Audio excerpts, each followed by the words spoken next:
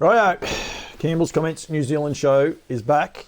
Bray, as always, week on, week off. Welcome back, mate.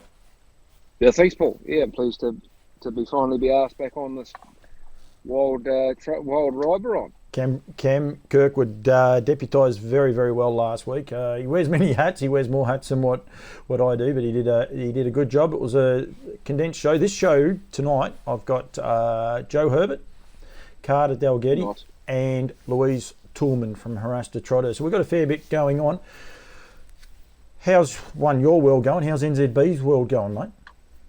We're flat out, mate. We've started inspections last week, so we're always on the road here for the next, through the first week of September. Look at every yearling that's been nominated for the sales, and before we sit down and do the nominations and selections and start ripping into the pedigrees. So yeah, there's a lot of that going on. We're looking to Australia quite at the moment with one eye, just looking at what's happening, what's going to happen. Try and preempt what's going to happen. Doesn't look that great, personally, but we're just, plans are changing and plans are moving and adapting day by day. It is right at the minute looking ugly, unfortunately, especially Sydney. I think most of the other states can get things under control, but by the looks of things, Sydney's just a little bit chaotic. So not looking good. I want to get over there in November. I might have to sort of be thinking about November 2024 or something, I think, the way it's looking just at the minute. But that's okay. Don't rush, Paul. Don't rush. We will break down some barriers anyway. There's no hassles that way. We've been talking about doing a live show, so keep one eye out. We might try and do a couple of live shows where people can get involved, both with yourself and maybe a couple of other people going forward with it. Right. Jo Herbert's a great story, mate. 200 winners is terrific. She left the sport for a while for a couple of reasons, and she alludes to that. To come back and get 200 winners a week or so ago is a great story, and she's a great little character, isn't she? Yeah, no, she's a great ambassador for the industry. You know what I mean? That you can be heavily involved, you can exit for a time, and just walk straight back in and pick up where you left off, so to speak. And then we go to the other end of the spectrum, basically, with Carter Dalgety. Great interview. I encourage anyone to watch. There is no hair jokes involving Bray, I can promise.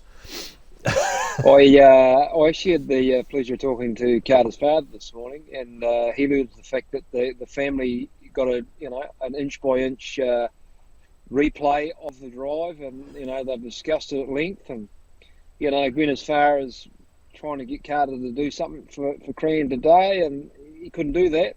He's just too busy driving winners now. No, he's at university. He's a good young man, and it actually worked out very, very good.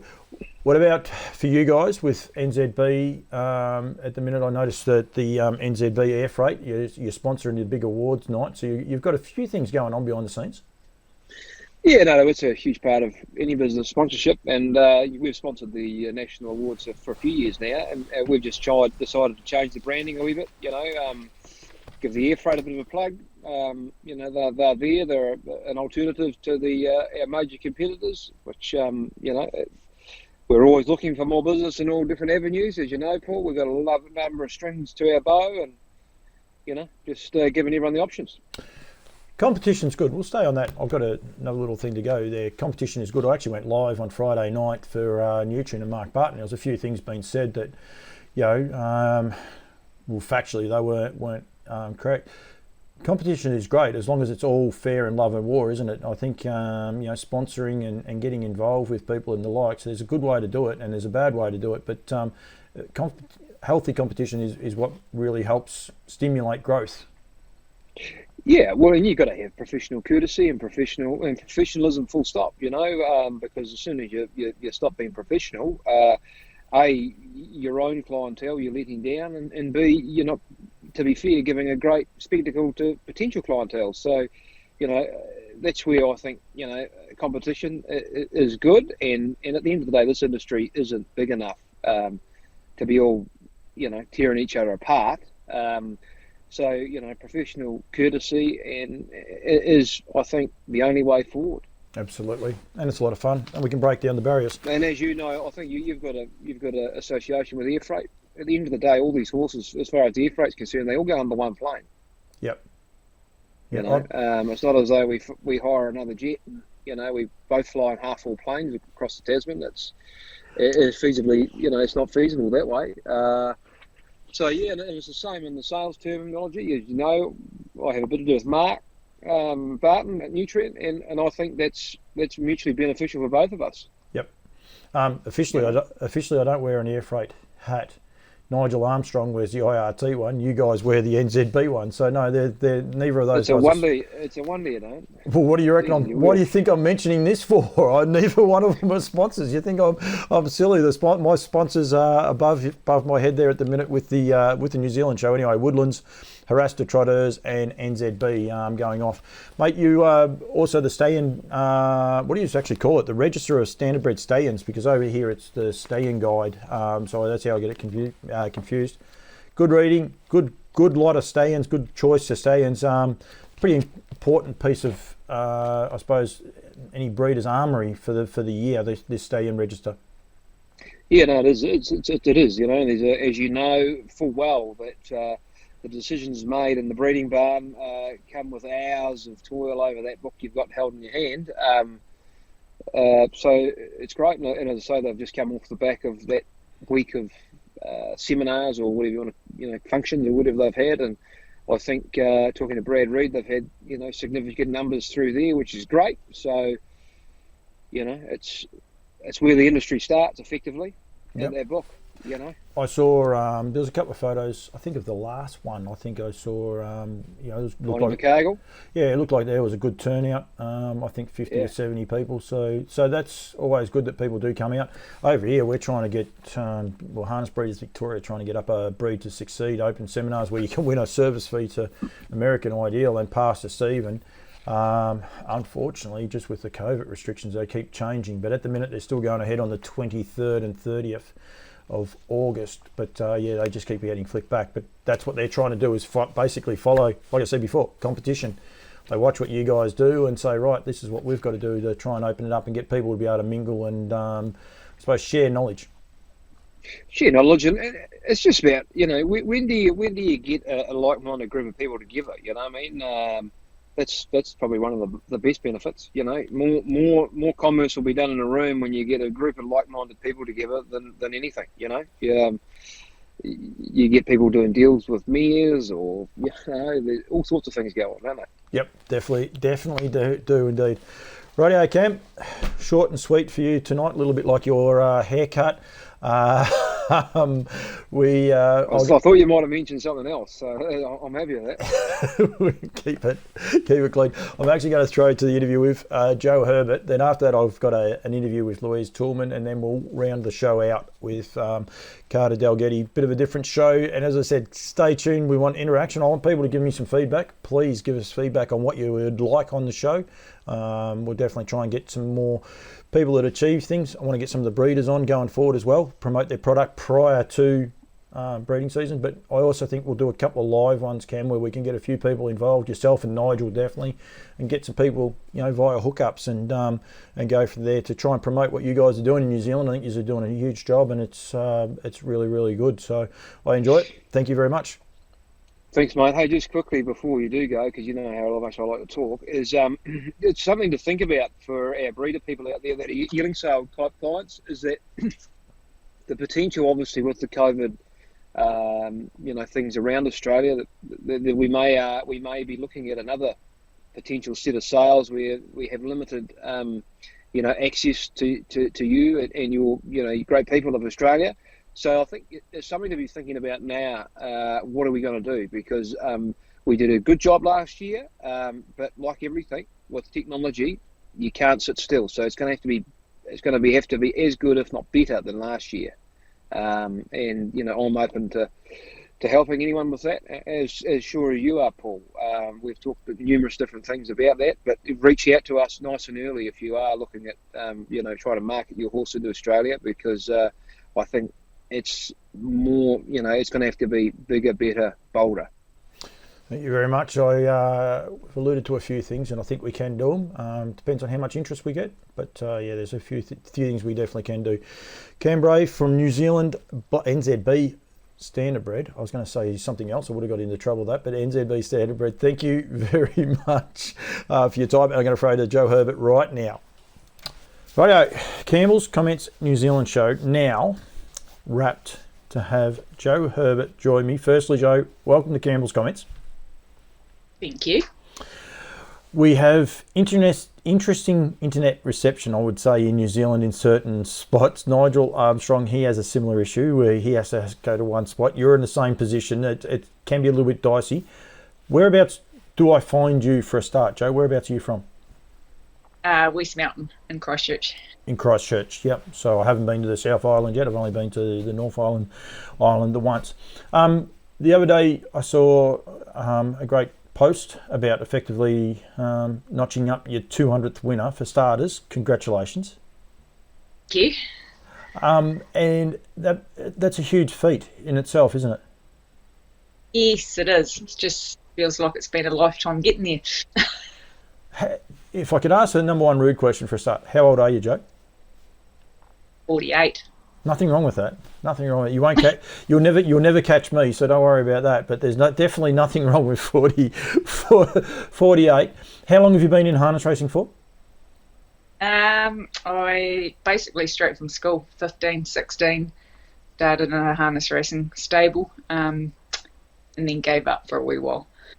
Okay, so family. Do you have family backing, or did you just leave school and decide you're going to do harness racing?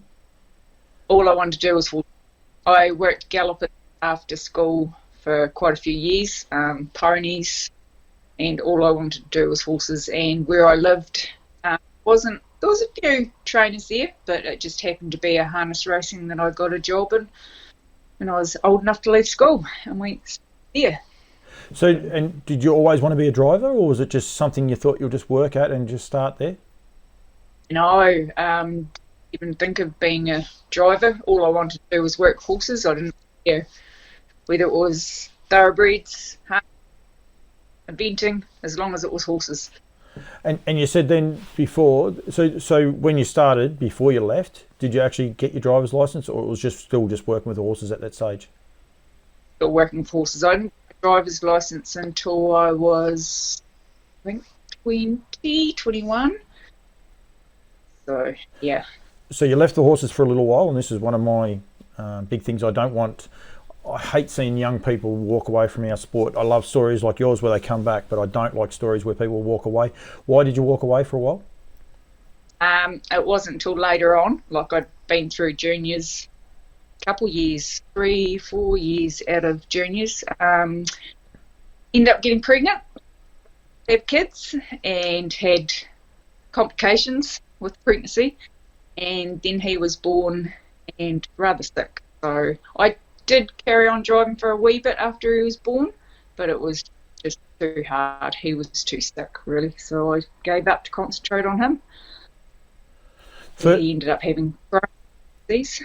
Sorry, you just broke up that one little bit then. Oh, he ended up being diagnosed with Crohn's disease when he was 2.5. And how is he going now? Yeah, good. Yeah, manages it, so it's a lot better.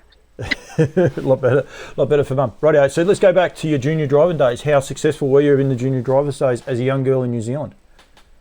I won 2 New Zealand premierships. Serious?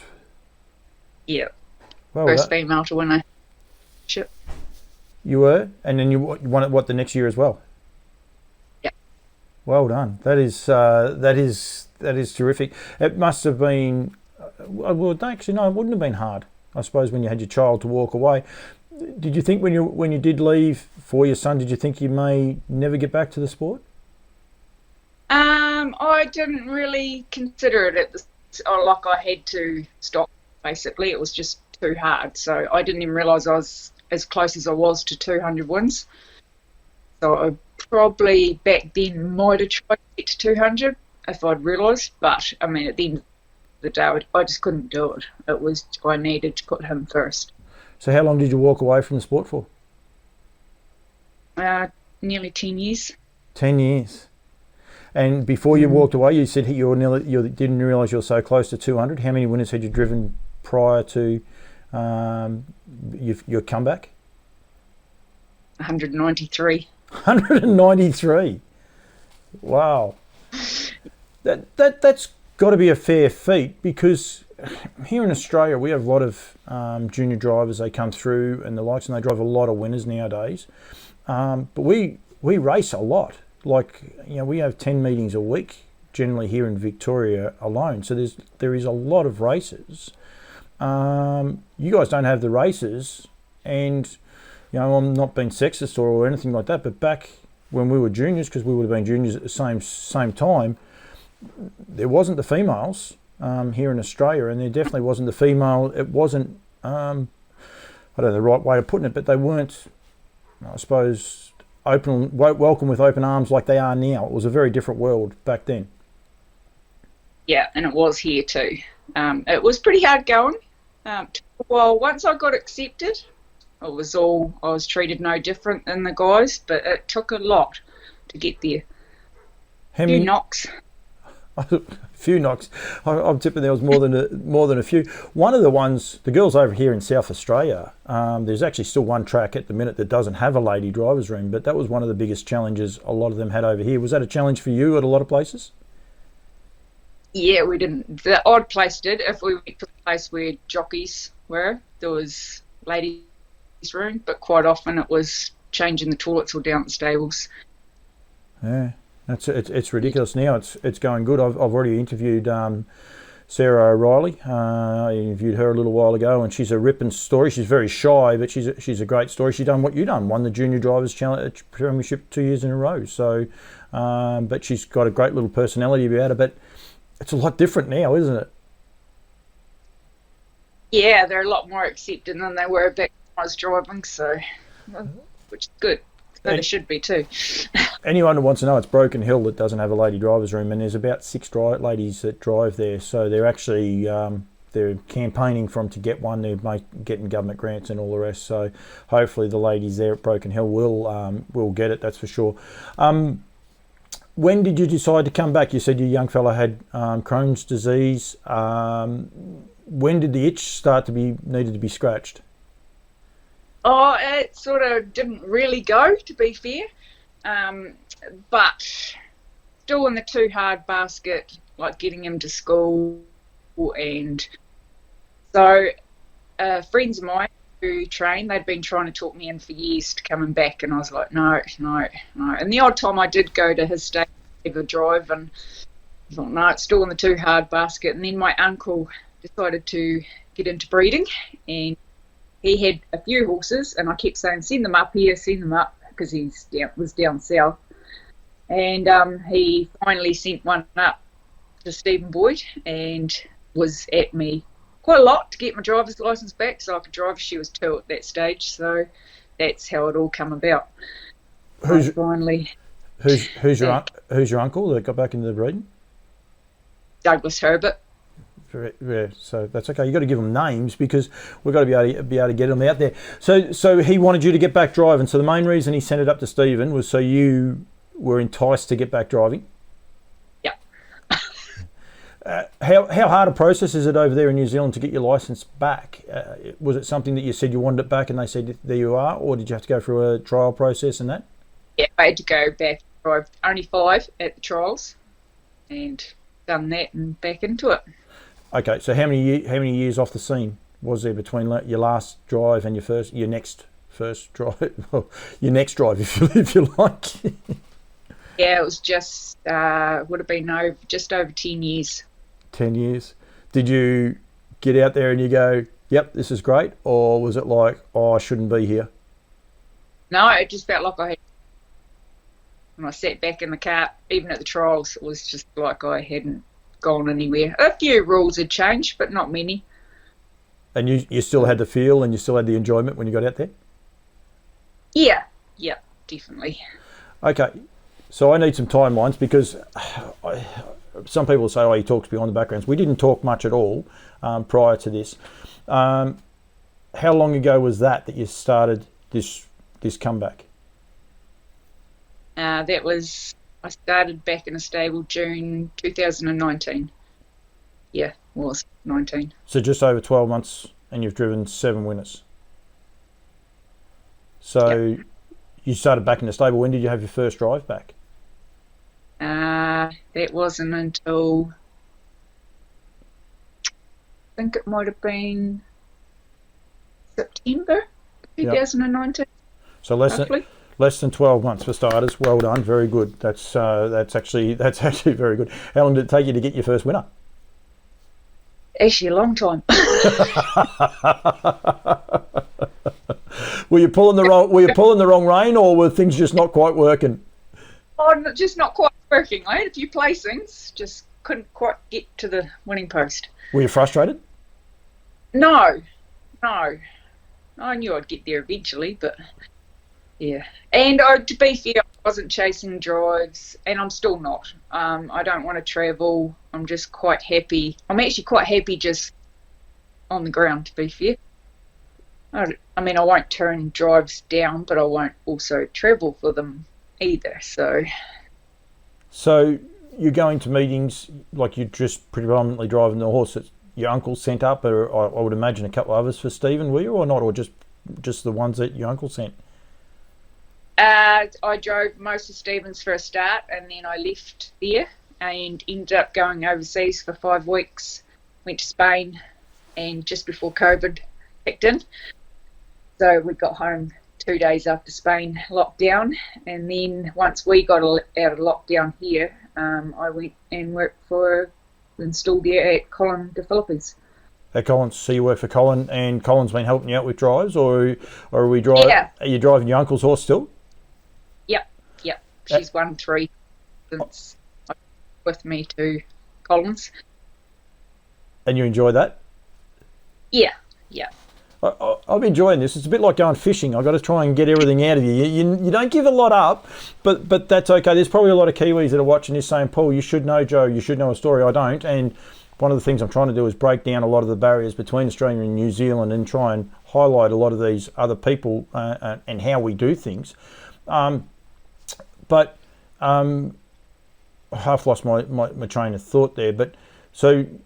Has he only gave you the one horse, your uncle, and that's the only horse he set you up, and you've been able to win with that one?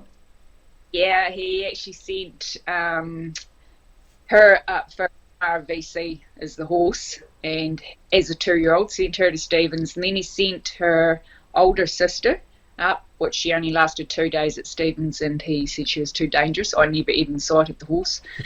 And then he sent up her younger brother to be broken in, which Stephen broke him in, and then he got turned out and got hurt, come back to Stevens, but he was a 50-50 chance of racing. He was still sore, so Doug decided not to carry on with him, so he's just left with the one. He'd actually got rid of the broodmare, so he's only got the one horse anyway. So, and she actually broke down twice. She's done 2 tendons, so yeah, she's gone on. So it was sort of it was meant to be, but she wasn't the one you drove your 200th winner on, but she was the one that got you back into the winning stalls. Oh, she is the one you drove your 200th on? Yep. Oh, wow. Yeah. So she was your first winner back? No. Oh, okay. No. That's a part I'm missing. Yeah, so Blue Chip Delight was my first winner back. That was in November last year. Yep.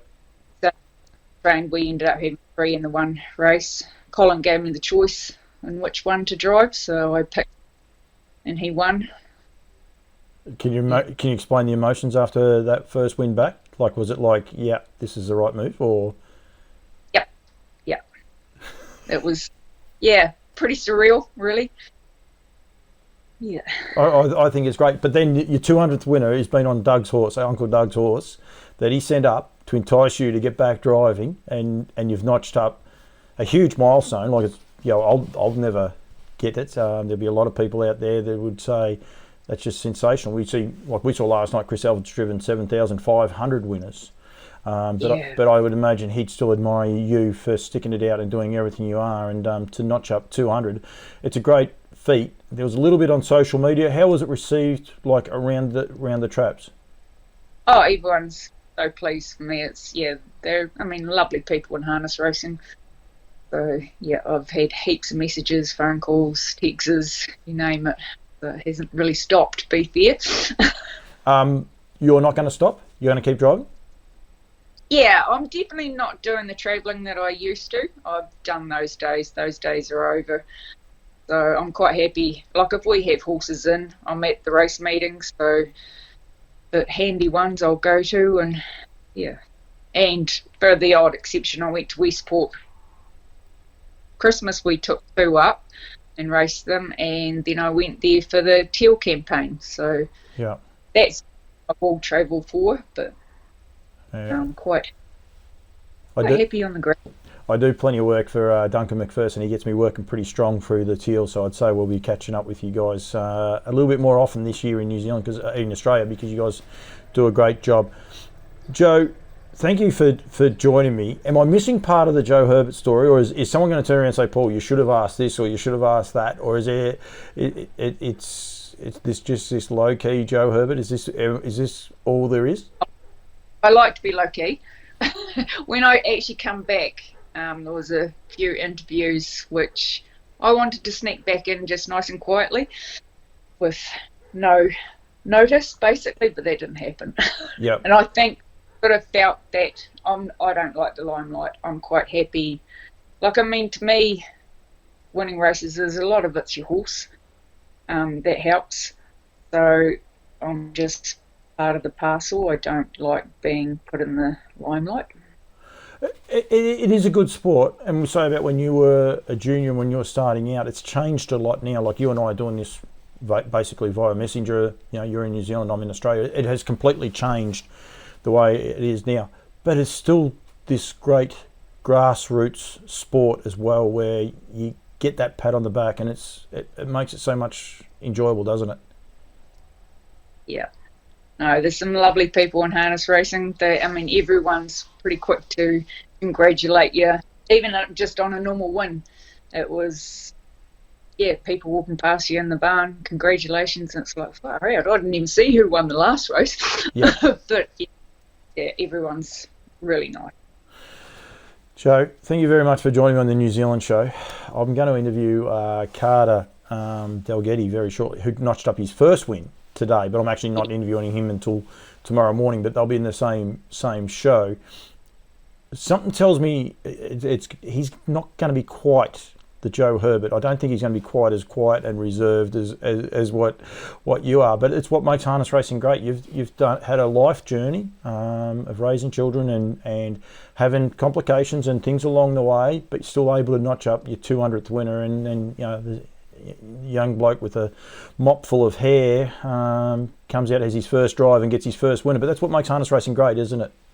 Yeah, definitely. Yeah. No, Carter's worked hard for this. He's taken it nice and slow and hasn't rushed it, and he's had a lot of drives at the trials, and he's cool, calm and collect, which is good. So he'll go a long way. Yeah, well, got the breed. Oh, he definitely has, and that helps, and he's probably got different goals, but I would imagine your goals when you started as a junior compared to where you are right now would have been very, very different back in the time. They all changed, but I've loved sitting and having 5 minutes with you. I really appreciate it. I'm going to kick myself if people say, oh, Paul, you should have known this, or oh, you should have known that. But anyway, I'll wait and see what sort of feedback I get. But Jo, thank you very much for joining me on the New Zealand show. I really appreciate it. And congratulations, and it's a great story. I love the story, and I'm glad you're back in harness racing, because harness racing's better for it. Thank you very much. Rightio, on the New Zealand show now, catching up all the way from Ballarat, Louise Toulmin from Haras to Trotters. Welcome, Louise. Hi, Paul. How are you? Very, very good. It's cold in Ballarat. Good beanies, these beanies. I don't know if anyone can notice it. We've both got matching beanies, but they're key. The breeding seminars just recently held in New Zealand. You were hoping to be able to get across there. You weren't able to make it, which is, I suppose, one thing a little bit frustrating, but we can still get the messaging out there in plenty of ways, can't we?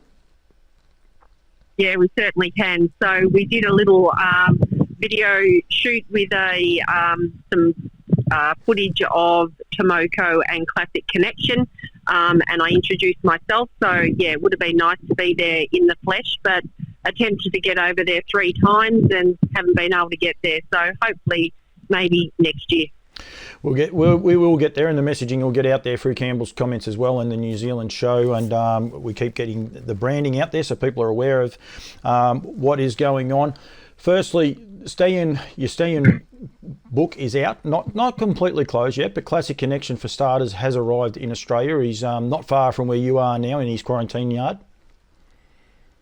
Yeah, no, he's a little bit further down the farm. It's a little bit cold and wet, so hopefully he's in his shelter at the moment, sort of thing, where he'll be a lot more comfortable than I am standing out here at the moment. It is a little bit tricky. You've actually got a newborn foal behind you, the first one for the farm, a little Quaker Jet filly. Yeah, a little Quaker Jet. So I'll flick this screen around so you can see her. Just keeps freezing at the wrong... Now we're right. Yeah. Look at her now. She's up and about for us too, Louise. Yeah, no.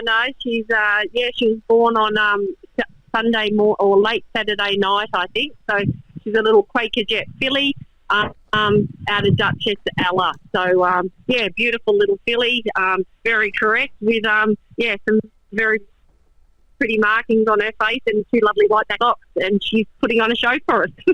Unfortunately, the camera keeps freezing from time to time with the reception that can be where you guys are. But no, people are able to see. They've got a good look at her right now, actually, on screen. And lovely filly. It's exciting times for you. You this is your second year, but it'll be your first full breeding year for Astra Trotters. And it's exciting the number of horses you've got on offer, basically, this year. Yeah, look, we've got a really extensive stallion roster. We still have a few of our stallions that are expressions of interest until we actually get the semen into Australia and New Zealand. But yeah, it's extremely extensive roster, and something there for everybody. Unfortunately, You just keep breaking up from time to time there, Louise, but it'll be okay. People will still get the picture. Classic Connection used to me. Tomoko and Quaker Jet, Orlando Vici, Love You, Dreamcatcher, On Solitaire for the Kiwis especially. He's standing in New Zealand. The Best Madrick, Always Ready. Aerodyne, Brilliant Is Me, Bold Eagle, Fabulous Wood, all on the roster. There's a few of those that are by expressions of interest though, so we've got to wait till we get those. But big draft of all trotting stallions. Yeah, no. It's a like we said before, it's an extensive roster that it's got a stallion there for everybody. It has indeed. Louise, if people want to get in touch with you, what's the best way to get in touch with you? Yeah, they can either flick me an email or give me a call on my mobile.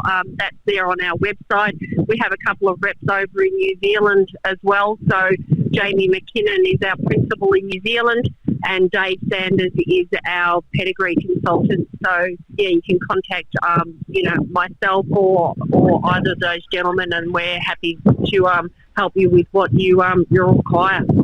Louise, thank you very much. Braving the cold, because I can hear the wind. I couldn't hear the wind before, but I can hear the wind now.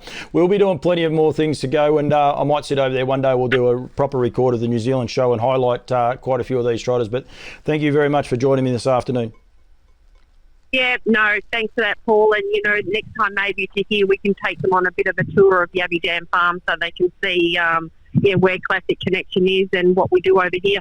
That's a great idea. We won't be flying the drone though, but we will get onto that another time. It's all good. Louise, thank you very much. No worries. Thanks, Paul. Bye. Rightio. Now, Carter Dalgety joins me. Firstly, welcome, mate. Thanks, Paul. Good to be here. You're a man of firsts, but I will say this is not your first time on the New Zealand show. You may have done a sneaky little guest appearance when I was interviewing Nathan Purden, I reckon, in Queensland. Would that be right? Yeah, correct. Yeah, I remember that one. I was sitting in the back and Nath was taking it all in up front. You were being very, very quiet, like a couple of your mates are trying to be in the back of the car right as we speak. Firstly, congratulations yesterday on winning. Any race is good. Any young man to bring up their first winning drive is terrific, but at your first race drive is a huge feat, mate, so well done.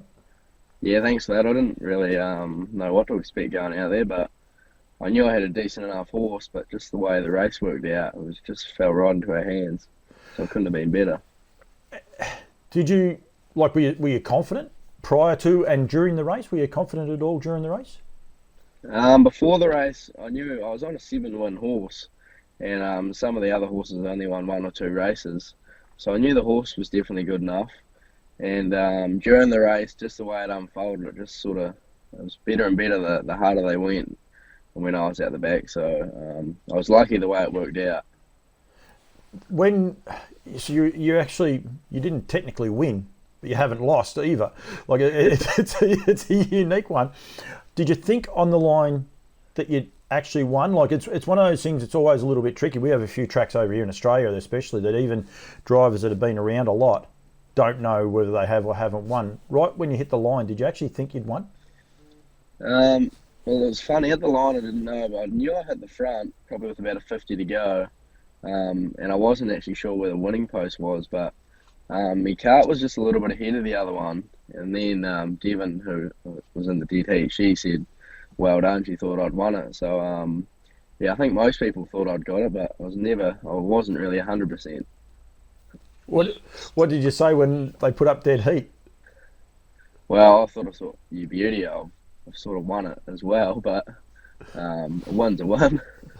You've done something a lot of people, there'd be a stack of people who never won at their first race drive. There'd be a stack of people that have never had a dead heat. You've ticked off 2 of those in your first drive. Yeah, you're not wrong there. A dead heat, I can't remember one here in New Zealand for a long time. They're pretty hard to come by now, like some of the technology they have. Normally they can find a winner, but geez, it must have been pretty close. Must have been. There was one photo that was making the rounds on social media yesterday. I don't know if you saw it or not, a galloper, and the actual winner put its tongue out. Yeah, I did see that actually. Yeah. Yeah. So their noses were level, but the other horse had its tongue out. It was a pretty cool photo, actually, isn't it? So you're right. There is so much technology now that they actually can bring it differently. Mate, a bit of, I suppose, Carter Dalgety, like are you going to be a driver? Like, do you want to be a driver? Is that your ambitions, or, what's in store for you? I think there's a pretty big opportunity here in New Zealand at the moment. There's not a whole heap of junior drivers, and they've just introduced the junior concession that's going to come in, so I think that will play in my favour quite a bit, and it will be good for the New Zealand horses. They should get another life. So I think the next sort of 3 to 4 years, I'll definitely give New Zealand a good crack at driving. And you want to be a professional driver? Yes, it would be pretty good. I do enjoy sort of training them with Dad and that. I have sort of all my life really, but I think you got to give the driving a go while you're young. Yeah. Did Dad drive? Yes, he did. Yeah, he drove a bit when he was younger, but then a few Mark Jones came along, and then Dexter came along, so he didn't really have the need to. So was he successful? Like, was he a really good driver? There'll be people watching it and they'll be saying one or the other, but he was telling me he won a few. I'm not sure the exact amount of races he won, but he went to America and Canada for a bit, and I'm not sure if he drove over there, but I suppose when he was 18 to probably 25, I think he did do a good bit of driving. You do a segment over there. I don't know if it's a segment, but you do a lot about the New Zealand horses racing in America and Canada. Is that something that you'd like to do one day? Is potentially be over there yourself? You said there that Dad wanted to go over there and that. And off the back of Dexter Dunn, I'd say for any young driver at the minute, it's possibly on the radar anyway. I do follow it a lot. I've always been interested in it, and then with Dexter going, it's just sort of added to the pile. But it's sort of, America's a place when you're driving. I've sort of got 8 to 10 horses in the field, and it's the 8 to 10 best drivers. So you've got to be pretty good and sort of well established before you head over there, because it's quite a big pond. But definitely later on in the future, I'd love to go and have a look. Yeah. Obviously, you've got to be good enough and the like, but you do have your head screwed on pretty well. Will you be, have you left school, you're full-time with Dad? Yeah, I'm finished school. I'm at university at the moment, and just fill in with the horses when I can. But it's pretty good, my schedule. I can still work the horses and go to the trials and drive. What's the university for? What are we doing at uni? I'm doing a Bachelor of Commerce and Supply Chain Management. Yep. So I quite enjoy it so far. It's got another couple of years to go, but it's pretty lenient. And you will stick it out, and you'll try and keep driving and working the horses as well. Yeah, I will stick it out. Try and get the finished product. Yeah, Dad's a great role model. He's one from a guy here in Australia. He's terrific. He's very professional. Always has a nice horse, and that in the stable. That's going to be a good grounding for you getting going. Yeah, it will be a big help. I am lucky that he does always seem to have a couple of nice ones. We've got a very good junior at the moment, Sarah O'Reilly. She's doing a great job driving them now. So I'll just sort of take whatever comes up and be patient. But it is a help that he's got a few numbers as well. So hopefully that'll be a bit of a booster. And it's a changing times in New Zealand from afar anyway, like with Mark and Natalie changing. And I know pretty much they swapped over to one stable, but I would imagine that there's going to be a lot more opportunities for stables to probably acquire, some better bred stock and the likes. But Dad's always been, I've always seen him over here in Australia at the yearling sales anyway, trying to put it out there to get horses. So it's probably an opportune time at the minute to have a red hot go, isn't it? Yeah, definitely. It's sort of been pretty positive the last sort of few months. Like I've just had a few stake increases here, and some of the yearling sales races and the bonuses are going right up, and in the junior concession. So it's a pretty good time to be starting, I think. Yeah, NZB, they announced the other day about their big race series before the yearling sales, which is going to be huge. And that's, like with the Karaka sales complex they got now with the Hilton being built there, it opens up a lot of avenues and opportunities. Hopefully, with COVID getting under some control, you'll get some Australians over there this year, namely me. I'm hoping like hell I can be one of them. I said there before about Dad being a role model. Dad wears some of the worst shirts I've ever seen in my life. Quite happy to say it. Please tell me you don't use his wardrobe. Yeah, no, some of them bloody crackers, aren't they? I don't know where he gets half them from, but no, I can't live up to that one. What about the mop of hair? Is it going to go at all, or are you going to keep it for as long as you can? Because I think that's more what you're known for this big mop of hair that comes before you. Yep. No, I'll keep this. It keeps me going. It's actually a bit shorter than what it usually is at the moment, so you've caught a good day. All right, Carter. Thank you very much for joining me, mate. Well done. Hopefully it's not the last time we have a chat. I wouldn't mind catching up with you a few more times going forward. But well done. You're doing a good job. It's good to have young people in the game and getting keen. And the fact you're still going to uni too, hopefully you can juggle all those together. But be able to keep you going in the industry, mate. Thank you very much for joining me. Yeah, no, thanks for having me. You're doing a good job as well.